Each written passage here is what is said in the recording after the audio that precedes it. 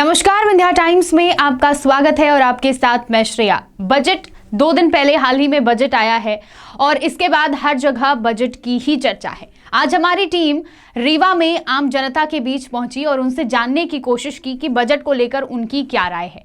किसी ने कहा कि बजट आने के बाद महंगाई का भार आम जनता पर पड़ेगा, महंगाई पर नियंत्रण करने का प्रयास करना चाहिए था, तो किसी को बजट लोक लुभावन लगा। चलिए आपको सुनाते हैं कि रीवा की जनता का बजट को लेकर क्या कहना है। हाल ही में अभी कुछ दिन पूर्व बजट पेश हुआ है, क्या कुछ देखा जा रहा है उसके बाद से? कि बजट के बाद तो अगर अपन के मार्केट को देखेंगे तो मार्केट तो वैसे ही के डाउन है।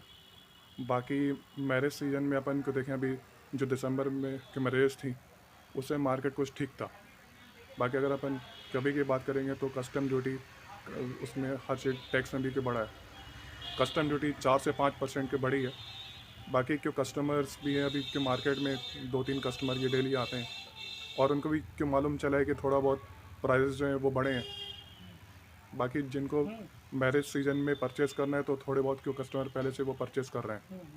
मार्केट तो वैसे अभी डाउन ही है 1-1.5 महीने से अगर अपन की बात करेंगे तो बजट जो पेश हुआ है उसको लेकर क्या कहना है, संतोषजनक है आपके लिए कि? अगर अपन की बजट की बात करेंगे तो बजट में इलेक्ट्रॉनिक सामान तो महंगे हुए हैं। चाहे अपन के मोबाइल फ़ोन की बात करें, फ्रिज, वॉशिंग मशीन, AC सस्ता जो है स्टील के प्रोडक्ट के सस्ता हुआ है, लोहा के सस्ता हुआ है। कस्टम ड्यूटी में इनके बढ़ी है। पहले क्या होता था कि चाइना से इंपोर्ट होता था कोई मटेरियल, अब चाइना से इंपोर्ट होना पूरा ही बंद हो चुका है। तो अब जितनी भी सब कंपनियां हैं तो इंडिया में मैन्युफैक्चरिंग प्लांट क्यों डाल रही हैं, अब इनको वो डालने में पूरा सब वो टाइम लगेगा पूरा सेटअप होने में। ग्राहक के ऊपर कैसा असर है? ग्राहक के ऊपर ऐसा है कि चाहे सामान महंगा हो या सस्ता हो, क्यों कस्टमर को अपने रिक्वायरमेंट नीड के हिसाब से तो कस्टमर तो परचेस वो करेगा क्यों करेगा, चाहे प्राइस कितने भी इंक्रीज़ हो प्रोडक्ट्स में। क्या नाम है आपका? मेरा नाम समीर है। कौन सी शॉप का नाम? राज इलेक्ट्रॉनिक्स। क्या कुछ कहना है आपका?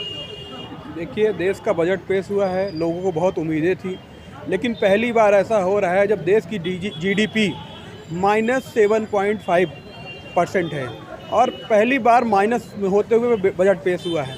लोगों को उम्मीदें थी। बजट में ये कहा गया कि शैक्षणिक स्तर सुधारने के लिए 100 सैनिक स्कूल खोले जाएंगे, लेकिन जो खोलने की प्रावधान बताया है प्राइवेट पार्टनरशिप के साथ खोला जाएगा, NGO के थ्रू खोला जाएगा। इनकी पूरी प्लानिंग है। जिस तरह से सरस्वती विद्यालय है उसी तरह से इसको चलाएंगे, जहां पे भाजपा और RSS का पाठ पढ़ाएंगे।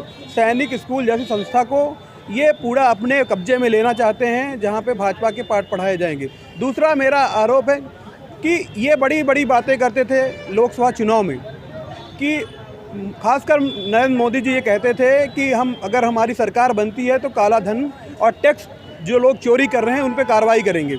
लेकिन ये दोहरी नीति इनकी कैसे समझ के परे है। इन्होंने जो अभी नई बजट में ये कहा है कि जो टैक्स चोरी के मामले हैं, 3 साल पुराने जो मामले हैं उन पे कोई कार्रवाई नहीं होगी और उन पे 3 साल पुराने केस नहीं खोले जाएंगे। तो ये दोहरी नीति क्यों? और जब देश का अन्नदाता ज़मीन पे उतरा हुआ है, रोड पे उतरा हुआ है अपनी मांगे मानने के लिए, जो किसान विरोधी कानून है उसके खिलाफ रोडों पे संघर्ष कर रहा है, तो ये इनको सीखना चाहिए कांग्रेस की सरकार से। जब मनमोहन सिंह की सरकार हुआ करती थी, एक छोटी सी मांग पर 72,000 करोड़ रुपए किसानों के माफ़ हुए। इनको सीखना चाहिए मध्य प्रदेश के पूर्व मुख्यमंत्री आदरणीय कमलनाथ जी से कि जिन्होंने एक इशारों में ये आदेश कर दिया था कि कांग्रेस सरकार बनते ही 2 लाख तक के कर्जे किसानों के माफ़ करेंगे। लेकिन इनको किसानों की हितैषी कांग्रेस सरकार रही है, भाजपा कभी नहीं रही है, आम जन की नहीं रही है। बजट की आप संतुष्ट हैं या असंतुष्ट हैं? बिल्कुल संतुष्ट नहीं है। ये झूठ का पुलिंदा है बजट। और इस बजट में सबसे बड़ी खास बात है कि लोगों को समझ नहीं आएगा। ये साल बीत जाएगा, अगला बजट आ जाएगा, तब लोगों को समझ में आएगा कि ये बजट है क्या। ये हर क्षेत्र को निजीकरण करना चाहते हैं, चाहे रेलवे हो जाए, हवाई अड्डे हो जाए, मतलब हर उस संस्थान को निजीकरण में बेचना चाहते हैं और उद्योगपतियों को बजट में फ़ायदे की बात करते हैं। मेरा नाम अनूप सिंह चंदेल है, यूथ कांग्रेस का जिला उपाध्यक्ष हूँ। पूर्व बजट पेश हुआ है, क्या कुछ देखा जा रहा है? देखना यही है कि बस आम आदमी के ऊपर वज़न बढ़ता ही जा रहा है महंगाई का। जैसे कि आपको पता हो, जो बेसिक ज़रूरतें हैं आज की डेट में, आप सारी चीज़ें ऑनलाइन कर रहे हो। बच्चों की पढ़ाई भी ऑनलाइन होती है और आप मोबाइल की बैटरी, चार्जर, मोबाइल के रेट बढ़ रहे हैं। तो ऑब्वियसली उससे होगा क्या कि जो आम आदमी है उसके ऊपर बजट का इम्पैक्ट पड़ेगा, महंगाई बढ़ेगी, तो बहुत सारी उसमें मुसीबतें का सामना करना पड़ सकता है हमें। ऑनलाइन पढ़ाइयाँ भी हैं तो जी फिर जी मोबाइल और हाँ, चार्जर की ऑनलाइन पढ़ाइयाँ हैं, जिनको जो बेचारे गरीब हैं, जो एफर्ट नहीं कर पाते हैं, उनको भी किसी तरह वो कहीं सेकंड हैंड, क्योंकि हमारी तो मोबाइल की ही दुकान है, वो बोलते भैया सेकंड हैंड ही फ़ोन दे दो, बच्चों की पढ़ाई डिस्टर्ब हो रही है। किसी के 3 बच्चे हैं, अलग अलग टाइम पे क्लास लग रही हैं, तो 3 अलग अलग मोबाइलों की उनको ज़रूरत पड़ रही है। तो आम आदमी के ऊपर हमेशा से ही बजट का असर पड़ता ही है, और महंगाई का असर तो पड़ेगा ही दूसरों पे। बजट को लेकर लोगों की काफ़ी उम्मीदें रहती हैं, उस पर आपका क्या कहना है? बजट को लेकर लोगों को काफ़ी उम्मीदें रहती है, लेकिन मिडिल क्लास फैमिली को लास्ट में कुछ भी नहीं मिलता है। जो हमारी ज़रूरतें हैं, हमें चाहिए क्या कि हमारे लिए पेट्रोल सस्ता हो जाए, आम आदमी की जो ज़रूरतों की रोज़मर्रा की चीज़ें हैं वो सस्ती हो जाए, लेकिन उस पर कोई असर हो नहीं पाता है। तो वो बढ़ता ही जा रहा है, वो दिन ब दिन हमारे कंधों पे बोझ। मतलब बजट से आप संतुष्ट नहीं कह सकता हूँ मैं कि संतुष्ट हूँ उससे। बजट में कुछ ना कुछ मिडिल क्लास को कहीं ना कहीं रखना चाहिए, जो कि हर बार के में मिडिल क्लास पीछे छूट जाता है। क्या नाम है आपका? मेरा अकरम खान, शॉप का नाम। आकाश गंगा टेलीवेंचर। बजट पेश हुआ है, क्या कुछ देखा जा रहा है बजट पेश होने के बाद? मैं बजट के लिए तो ये बोलूँगी पूरी तरीके से खोखला बजट है। युवाओं को लेकर सरकार ने कोई बजट नहीं निकाला। अभी कोरोना काल में कई युवा बेरोजगार हुए, लेकिन उनको लेके अभी कोई वो नहीं हुआ। और साथ ही यह बजट सिर्फ और सिर्फ पूंजीपति वर्ग पर केंद्रित करते हुए यह बजट पेश किया गया है, और जहां आम आदमी पर कोई भी ध्यान नहीं दिया गया है। मतलब आप लोग संतुष्ट नहीं हैं बजट से? जी नहीं, बिल्कुल नहीं, बिल्कुल नहीं। ये सिर्फ पूंजीपतियों के लिए जो बजट निकला है, सिर्फ पूंजीपतियों के लिए, उद्योगपतियों के लिए। हम लोग का इससे कोई लेना देना नहीं है। कुछ दिन पूर्व बजट पेश हुआ है, क्या राय है बजट को लेकर आपकी? हाँ, ये कोरोना काल जो विपत्ति काल चल रहा था उसके बाद ये पहला बजट है। और हम सब लोग जानते हैं कि कोरोना से चाहे वो छोटा व्यक्ति हो या बड़ा व्यक्ति हो, बुरी तरह से प्रभावित हुआ है। हमारी अर्थव्यवस्था भी जो बुरी तरह से लड़खड़ा गई है। तो आशा ये की जा रही थी कि बजट ज़्यादा अच्छा होगा, एक संतुलित बजट होगा, तो वो आशाएं तो पूरी नहीं हो रही हैं। यद्यपि कुछ क्षेत्र हम देख रहे हैं, जैसे कि ट्रेन विस्तार है, आपका जो उज्ज्वला योजना है वो भी ठीक है, उसका टारगेट बढ़ाया गया है। इनकम टैक्स में भी कुछ राहत दिख रही है। लेकिन जो मेरा एक मानना है कि पेट्रोल और डीजल जो बढ़ती हुई महंगाई के एक मुख्य कारण है, तो इसमें कोई राहत नहीं मिली है। और बल्कि हुआ ये है कि एग्रीकल्चर के नाम से जो है उसमें सेस लगा दिया गया है, तो इसका मतलब सीधे है कि ये रेट और बढ़ेंगे। और रीवा में तो 100 रुपये के लगभग पेट्रोल पहुंचने वाला है, डीजल भी लगभग उसके पीछे पीछे चल रहा है। तो हमारी ये राय है कि जो महंगाई बढ़ रही है उसमें नियंत्रण करने के लिए इनको और प्रयास करने चाहिए थे। और पेट्रोल डीजल जो कि एक परिवहन के माध्यम है, स्वाभाविक है कि देश में वस्तुएं जो हैं एक जगह नहीं होती हैं, पूरे देश भर में वस्तुएं जाती हैं परिवहन के माध्यम से। ट्रक वगैरह है, हमारे रेल वगैरह हैं, इन परिवहन से जाती हैं, तो इन तरफ ध्यान देना चाहिए, यही मेरा मानना है। और एक चीज़ मैं और बताना चाहूँगा कि कोचिंग सेक्टर जो था यहाँ पे बहुत बुरी तरह से कोरोना से प्रभावित हुआ है।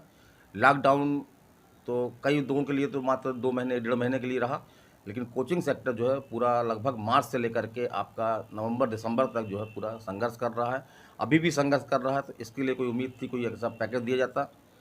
एजुकेशन है, हम लोग भी एक शिक्षा के क्षेत्र में आते हैं, तो व्यावसायिक नहीं होते हैं। मैं स्वयं भी टीचर हूँ। बजट को लेकर लोगों की काफी कुछ उम्मीदें होती हैं, तो उस पे क्या देखा जा रहा है? उम्मीदें कुछ हद तक पूरी कह सकते हैं। यही सरकार भी एक ईमानदार प्रयास कर रही है, एक ईमानदार सरकार है अपने भारत में, एक लोकप्रिय सरकार है, लोकप्रिय प्रधानमंत्री हैं। जैसे कि रोजगार कार्यक्रम और आम आदमी के लिए थोड़ा सा कम रुझान देखा गया, रोजगार उसके लिए- निस्संदेह रूप से घटे हैं। वो घटने का ये कारण था कि सरकारी सेक्टर में भी रोजगार तो स्वाभाविक थे, पहले से कम थे, लेकिन जो प्राइवेट सेक्टर में जैसे एक व्यक्ति को, यहाँ का व्यक्ति है, अगर वो रोज़गार पाना चाहता था तो वो बड़े शहर की ओर उन्मुख हो जाता था, उसको वहाँ पे आराम से रोज़गार मिल जाते थे। लेकिन कुछ गलत ढंग से जो जीएसटी लागू की गई और ये कोरोना के कारण से कोरोना को एक बहुत बड़ा हवा टाइप का बनाया गया। वास्तव में जो सामने आता है कि कोरोना उतना बड़ा चीज़ नहीं था जितना उसको विश्व स्तर पर बनाया गया। तो हमको पुनः अपनी पटरी पे लाने की ज़रूरत है। प्राइवेट उद्योग धंधे, छोटे उद्योग धंधे, लघु उद्योग धंधे हैं, इनको हम बढ़ावा देंगे तो निस्संदेह रूप से रोज़गार बढ़ेंगे और रोज़गार मिलेगा तो एक खुशहाल भारत का निर्माण होगा। क्या नाम है आपका? मैं आर.के. सक्सेना, और यहाँ पे वैसे तो मैं मूलतः एडवोकेट हूँ, लेकिन ये मेरे घर की कोचिंग है जो मेरे भाई वगैरह चलाते हैं। तो उसमें मैं फ्री ऑफ कास्ट जो है वो यहाँ पे क्लास लेता हूँ। उसे ला भी मैं पढ़ाता हूँ सिविल जज ADPO के लिए, और अन्य जो बैच हैं जैसे कि इसमें GS की है, MPPSC वगैरह, तो उसमें मैं कुछ समय निकाल करके GS वगैरह की क्लास लेता हूँ। देखिए, मार्केट में अभी इस बजट के बाद ये है कि गोल्ड और चांदी के रेट में काफ़ी अंतर आया है। सरकार ने इसमें बेसिक कस्टम ड्यूटी में कटौती की है, जिसकी वजह से गोल्ड और चांदी के रेट, दोनों के रेट आपके नीचे आए हैं। और आने वाले वैवाहिक सीजन की मांग को देखते हुए ये एक अच्छा मौका है हमारे कस्टमर्स के लिए भी कि वो जिन्हें अप्रैल मई जून में परचेजिंग करनी है, जिनके घर में शादियां हैं, उनके लिए एक अच्छा समय है सोना चांदी खरीदने का। लगभग 1000 से 1500 रुपये का लगभग फ़र्क आया है गोल्ड और सिल्वर के रेट में। तो जो अगर हमारे ट्रेड की बात करें तो हमारे ट्रेड के लिए तो एक अच्छी खबर है। बजट पेश होने के बाद सेंसेक्स में ज़बरदस्त उछाल आया। देखिए, क्या है मार्केट स्ट्रेटजी, स्पेशली क्या है कि जितने भी MSMEs या आप उद्योग सेक्टर्स को अगर आप राहत दे रहे हैं तो उसमें डेफिनेटली सेंसेक्स और मार्केट तो ऊपर जाएगा। आपने जिस तरीके का एक बैलेंस्ड बजट था, अगर इसको कहेंगे, अगर आप ओवरऑल एक बैलेंस बजट था, बस इसमें एक चीज़ की कमी थी जो आम पब्लिक के लिए किसी प्रकार से इनकम से टैक्स की छूट में कोई बढ़त नहीं की गई, उससे ज़रूर थोड़ा सा लोगों में मायूसी हुई है। बाकी ओवरऑल अगर आप औद्योगिक सेक्टर और व्यापार के हिसाब से अगर देखते हैं तो ये बजट बहुत अच्छा था। व्यापार पे कितना असर पड़ा बजट पेश होने के बाद? देखिए, बजट पेश होने के बाद बाज़ार तो आप देख ही रहे हैं, सेंसेक्स में उछाल है, 50,000 के आसपास सेंसेक्स पहुंच चुका है। तो ये एक व्यापारियों में खुशी को ही दर्शाने का एकमात्र इंडेक्स है कि आप सेंसेक्स देख रहे हैं। आप इस पर दूरगामी परिणाम क्या देखते हैं? देखिए, दूरगामी परिणाम ये है कि आपको अभी MSMEs और अदर जो सेक्टर्स हैं, इनके लिए सिंगल विंडो का प्रावधान आपको करना पड़ेगा आने वाले टाइम में।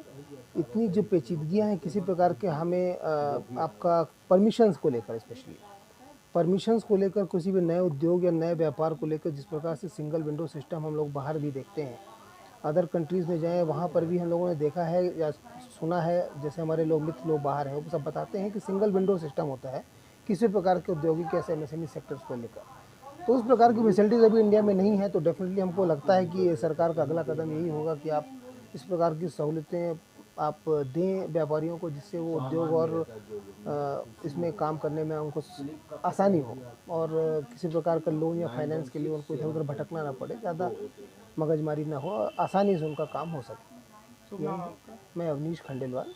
ओवरऑल आपका एक किस प्रकार से ब्रीफ में कहेंगे कि बजट कैसा रहा? देखिए, हम डेफिनेटली इसको बैलेंस बजट कहेंगे, उद्योग व्यापार MSMEs के लिए बहुत अच्छा बजट कहेंगे, आम ग्राहक के लिए एक अच्छा बजट कहेंगे, किसानों के लिए एक अच्छा बजट कहेंगे, आम आदमी जो टैक्स में राहत चाहता है उसके लिए अच्छा नहीं कहेंगे।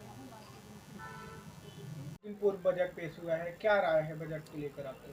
बजट से तो देखिए हम लोगों का कुछ प्लस या माइनस नहीं है। ये कोविड के चलते हुए जो व्यापार ये कोविड से प्रभावित हो गया है, क्योंकि पहले जो व्यापार चल रहा था अच्छा खासा चल रहा था, मतलब अब ये कहिए कि 20% व्यापार हो चुका है।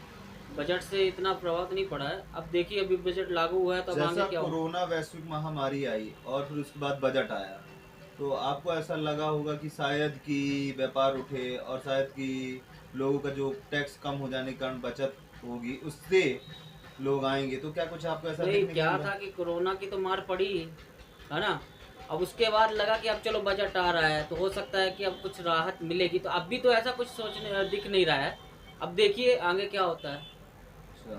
और क्या गोल्ड का रेट गोल्ड का थोड़ा सा रेट घट गया है, समथिंग 50,000 24 कैरेट हो गया है, और सिल्वर का रेट थोड़ा सा हाई हुआ है 69,000 रुपये केजी। पर लोगों की बचत नहीं हो पा रही है बजट से भी कुछ भी, पर तो कोई रिस्पांस नहीं देखने नहीं कोई रिस्पांस नहीं है। कुल मिला के कहा जाए तो 20% व्यापार रहेगा। धरातल स्तर पर कुछ प्रभाव नहीं देखने को मिल रहा। कोई नहीं। क्या है देखिए, पहली प्रायोरिटी तो है नहीं गोल्ड, है ना, लोगों की पहली प्रायोरिटी रहती है शिक्षा, दूसरी कपड़े, किराना, मेडिकल। इससे अगर बचता है तो जाके गोल्ड में इन्वेस्टमेंट करने की सोचते हैं, और ना कहिए कि किसी के यहाँ शादी ब्याह है तो वो मजबूरी है उनकी खरीदना गोल्ड। बाकी ऐसा तो कुछ नहीं दिख रहा है बाजार में। मतलब बजट को लेकर कुछ खास असर नहीं देखा जा रहा? कोई भी असर नहीं देखा जा रहा। क्या नाम है आपका? अजय कुमार सोनी।